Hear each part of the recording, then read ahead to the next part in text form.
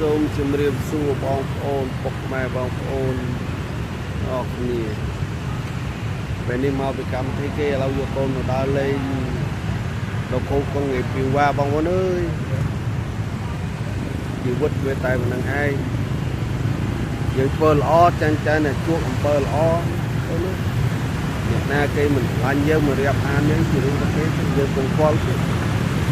គ្រួសារយើងមកកាលណាគ្រួសារយើងមានសុខភាពល្អមិនឈឺជំងឺចំកាត់មានលុយចាយបាយហូបអីពេលបាទអ្នកណាគិតដល់យើងគិតអ្នកណាមិនគិតទេជាមួយយើងគឺធ្វើអំពើល្អដើម្បីឲ្យយើងអនាគតទៅមុខឬក៏ទៅមុខទៅអ្នកខ្លះគេមិនបានឃើញអ្វីដែលគេឃើញអំពើយើងធ្វើល្អក៏គេគោរពគេល្អនឹងតូនចំពោះមនុស្សយើងព្រោះយើងធ្វើតែអាក្រក់ហើយមានអាណាឲ្យគេគោរពទេ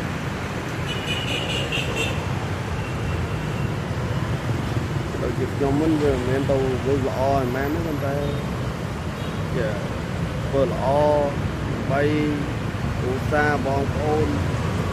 ជាមិត្តអស់គ្នាអ្វីដែលខុសអ្វីដែលត្រូវ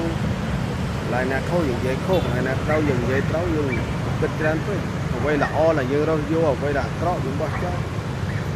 ខ្ញុំនេះមកពីកម្មវិធីគេហើយឡើយដើរលេងទឹកកូនប្រពន្ធមកលេងគុំគុំវាពីវ៉ាលេងលក្ខណៈគ្រួសារបងប្អូនមិនអីតែប៉ុណ្ណឹងជីវិតផ្ទះបាយទឹកអីចឹងទៅសម្រាប់ឯងឡើងយើងធ្វើការដើម្បីរកលុយយើងចំប្រពន្ធកូនយើងពុកម្ដាយធ្វើតែអំពើល្អទៅវាមិនចេះសាបសូន្យអំពើល្អឈ្នះអីទាំងអស់តែយើងកុំធ្វើអាក្រក់ពីអ្នកដីឃើញគេមើលងាយគេបានគេធ្វើល្អយ៉ាងណាក៏អ្នកនេះមើលឃើញក៏មានអ្នកផ្សេងមើលឃើញកន្លែងណាយើងចេះប្រាប់គេទៅកន្លែងណាយើងមិនចេះthìយើងបាច់និយាយស្ងប់ស្ងាត់តាំងចិត្តគេក៏មើលងាយគេបានខ្ញុំដើរមើលនេះណាគេឆ្លាញ់យើងឆ្លាញ់គេមិនឆ្លាញ់យើងយើងមិនឆ្លាញ់គេមិនដែលមកគាត់ចំពោះគ្រួសារយើងណាយើងក៏គិតច្រើនម្លេះខាងខ្លួនយើងទីពឹងខ្លួនកាលណាខ្លួនយើងរឹងមាំព្យាយាមខំធ្វើការគឺបាន